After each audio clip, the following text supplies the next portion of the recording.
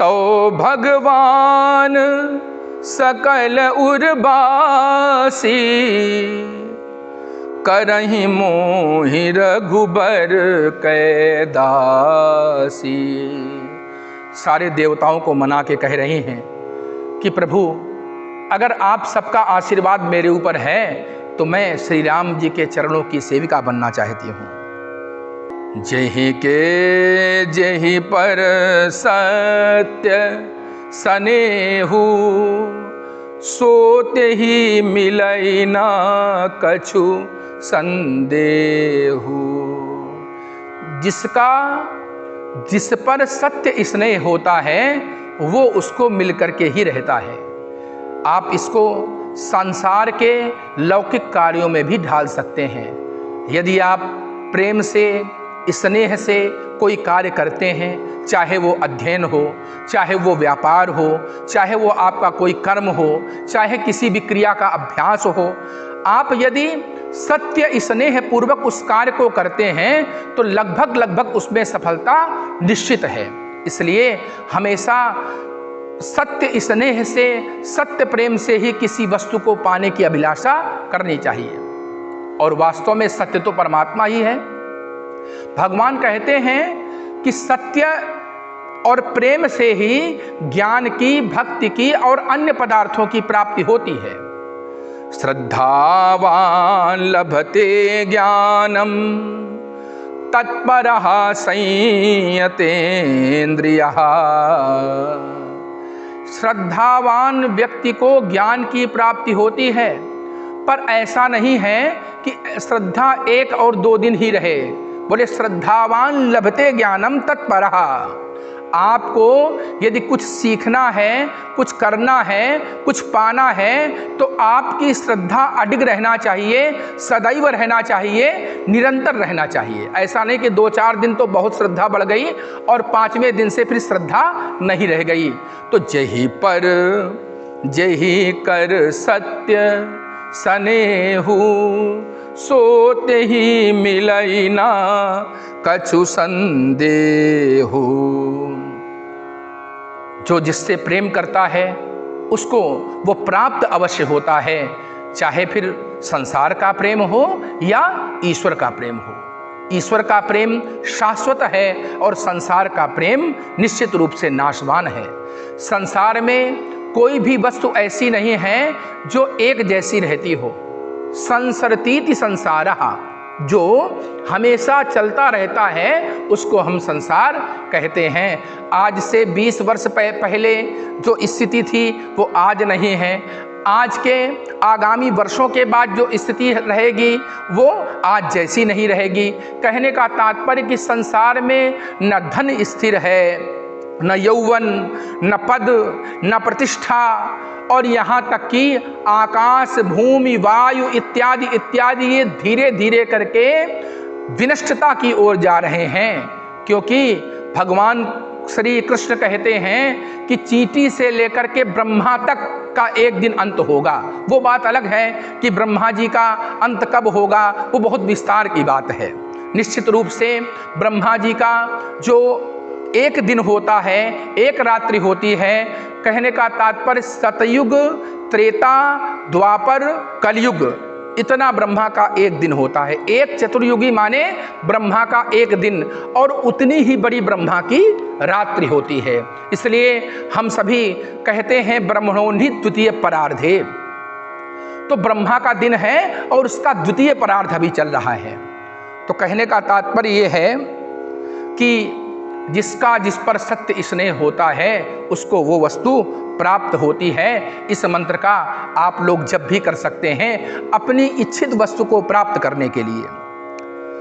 सिंहि below की तकेउ धनु कैसे, चितव गरुरु लघु ब्यालहि जैसे। सीता की ओर भगवान ने दृष्टिपात किया और धनुष की ओर ऐसे देखा मानो जैसे कोई गरुण सर्प की ओर देख रहा हो। लखन लख्यऊ रघुवंश मनिता, क्यों हर को दंड पुलक गात बोले बचन चरण चापी ब्रह्मांड। जिस समय हमारे भैया लक्ष्मण जी ने देखा कि मेरे भाई श्री राम अब धनुष का खंडन करेंगे, तो उन्होंने क्या किया कि ब्रह्मांड को अपने चरणों से दबा लिया। क्यों? क्योंकि धनुष इतना विशाल है, इसका जो शब्द होगा, इसको उठाने में जो श्रम होगा, कहने का तात्पर्य उसमें ब्रह्मांड में अव्यवस्था फैल सकती है, इसलिए ब्रह्मांड को एक जगह स्थित कर दिया।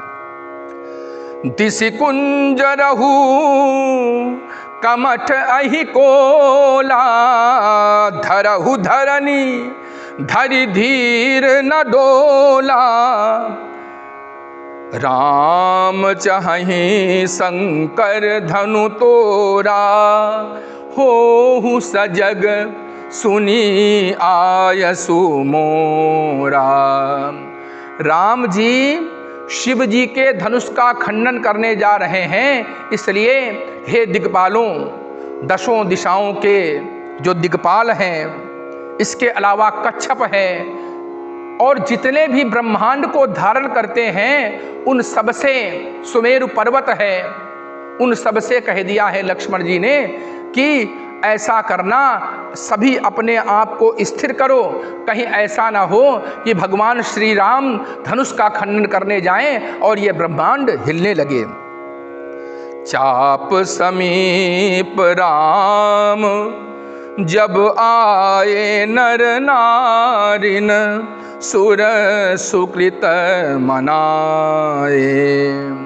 जिस समय श्री राम जी उस धनुष के समीप पस्त पहुँचे हैं, उस समय वहाँ के नर नारी और देवता मना रहे हैं कि किसी भी प्रकार से श्री राम जी ही धनुष का खंडन करें। वहाँ के नर नारियों के मन में अभिलाषा है कि किशोरी जी का विवाह हो जाए, और देवताओं के मन में अभिलाषा है कि यह विवाह होगा तभी दशग्रीव रावण का अंत होगा, क्योंकि ये भूमिका है रावण वध की, इसलिए धनुष का खंडन बहुत आवश्यक है। इसलिए वो भी कह रहे हैं कि हमने जो पुण्य किए हों वो सब भगवान श्री राम को मिल जाएं। सब कर संसौ अरु अज्ञानु, मंद महीपन कर अभिमानु। भृगुपति केर गर्भ गरुवाई। ये धनुष जितने भी प्रश्न है सभा में, जितने भी प्रश्न हैं, उन सब प्रश्नों का उत्तर है धनुष का टूटना। राम बिलो के लोग सब चित्र लिखे से देखी, चितई सिय कृपायतन जानी बिकल बिसेखी। श्री राम जी की ओर सभी अपलक निहार रहे हैं। सीता जी की ओर देखा तो भगवान श्री राम अपने हृदय को समझाते हैं, और हृदय में जो करुणा आती है उस करुणा से सोचते हैं कि अरे अब तो धनुष का खंडन मुझे करना ही चाहिए। क्यों? देखी विपुल विकल वैदेही। उस समय भगवती सीता की स्थिति क्या है? बोले निमिष विहात कल्प समते ही, एक एक क्षण एक एक कल्प के समान व्यतीत हो रहा है, इसलिए धनुष को तोड़ने में अब देरी नहीं करनी चाहिए। त्रसित बार बिनु जो तन त्यागा, मुएऊ करहि का सुधा तड़ागा। संसार में हर कार्य का उचित समय होता है।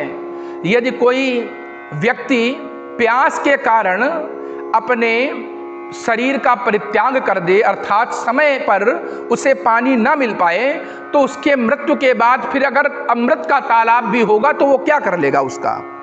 का बरसा जब कृषि सुखाने, समय चुके पुनि का पछताने। अवसर की ही वृष्टि भी अच्छी होती है। अरे जब खेती सूख जाएगी तो फिर वृष्टि का क्या लाभ हो? आज हम सभी ऐसी स्थितियों से जूझ भी रहे हैं। गोस्वामी जी कहते हैं, शास्त्र कहते हैं कि कलयुग में अतिवृष्टि और अनावृष्टि ये दोनों रहेंगे। तो हम सभी को चाहिए कि पर्यावरण के संतुलन को बना करके रखें, जिससे इस भीषण जो ग्रीष्म ऋतु जिसको हम बरसात में भी झेल रहे हैं, उससे बचने का प्रयास हम कर सकें। पर्यावरण का संतुलन करना, यज्ञ करना, यज्ञात् भवति पर्जन्यः पर्जन्यात् यज्ञ संभवः।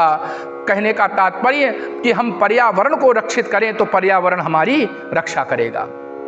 समय पर वृष्टि सुहावनी होती है, और यदि खेती सूख गई फिर चाहे लाख पानी बरसे उसका क्या लाभ। तो तात्पर्य ये है कि हम सभी आइए प्रकृति की रक्षा करें और प्रकृति से प्रार्थना करें कि हमें समय से, क्योंकि भगवान श्री राम के समय में क्या था, बोले मांगे बारिद दे ही जल। जिस समय आवश्यकता होती थी उस समय पानी बरस जाता था। आज तो देखिए अपने उत्तर भारत में वृष्टि का लगभग अभाव है और बहुत आवश्यकता है जल वृष्टि से, चूंकि संसार के सारे कार्य चलते हैं। का बरसा जब कृषि सुखाने समय चुके, पुनि का पछताने। अस जिय जानी जान की देखी, प्रभु पुल के लखी प्रीत बिसेखी। ऐसी वैसी प्रीत नहीं, जन्म जन्मांतरों का प्रेम है भगवान राम और सीता का। उस प्रेम को देख करके भगवान का हृदय द्रवीभूत हो गया। गुरु ही प्रणाम मन ही मन, कीन्हा अति लाघव उठाए धनु लीन्हा। सबसे पहले गुरु को प्रणाम करते हैं। गुरु गोविंद दोऊ खड़े, काके लागू पाए, बलिहारी गुरु आपने गोविंद दियो बताए। संसार में गुरु का महत्व है, जो अंधकार से प्रकाश की ओर ले जाता है उसका नाम है गुरु। और संसार में जो हमसे बड़े होते हैं उनको भी हम गुरुजन ही कहते हैं। इसलिए हमेशा अपने से बड़ों की बात मानिए, अपने गुरुजनों का सम्मान करिए, अपने माता पिता का सम्मान करिए। फिर आप देखेंगे कि आपका जीवन निश्चित रूप से सफलता की सीढ़ी चढ़ता जाएगा। गुरु ही प्रणाम मन ही मन, कीन्हा अति लाघव उठाए धनु लीन्हा। गुरुदेव को प्रणाम करके बड़ी ही फुर्ती से श्री राम ने अजगव को उठा लिया। दम के दामिनी जिमि जब लयऊ, पुनि नभ धनु मंडल सम भयऊ। जिस समय श्री राम जी ने अजगव को उठाया है तो ऐसा लगा मानो आकाश में दामिनी दबक रही हो, बिजली चमक रही हो, और इसके बाद में फिर वो जो है धनुष आकाश मंडल जैसा हो गया।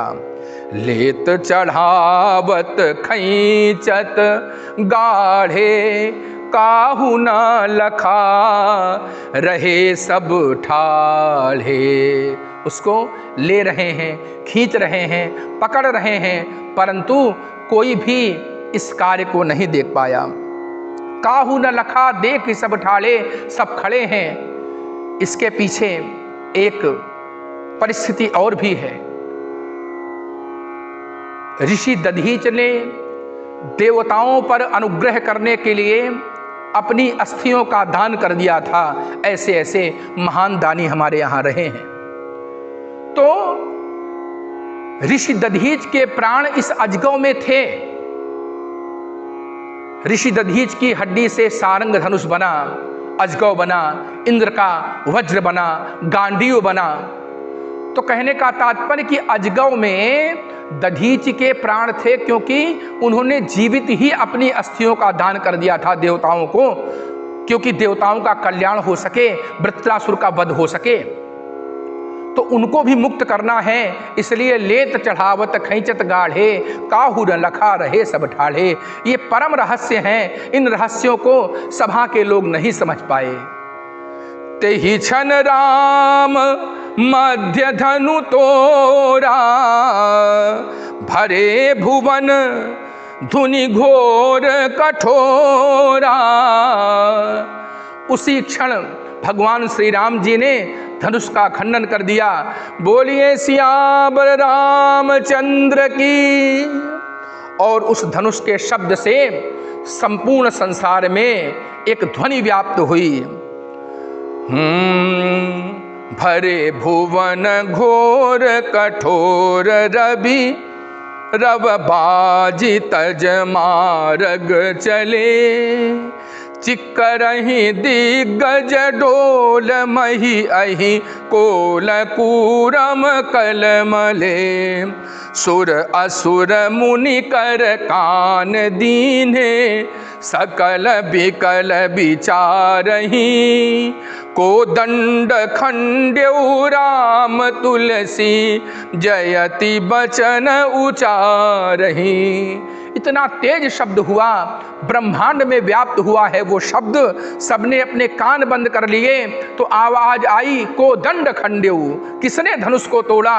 तो आवाज आई, श्री राम जी ने धनुष को तोड़ा है।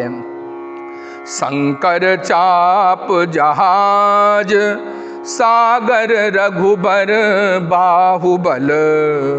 भूल सो सकल समाज, चढ़ा जो प्रथम ही मोह बस। प्रभु दो चाप खंड मही डारे, देखी लोग सब भये सुखारे। भगवान ने धनुष के दोनों खंडों को भूमि पर गिरा दिया। सारे सभावासी जितने भी त्रैलोक्य के प्राणी हैं सभी सुखी हो गए हैं।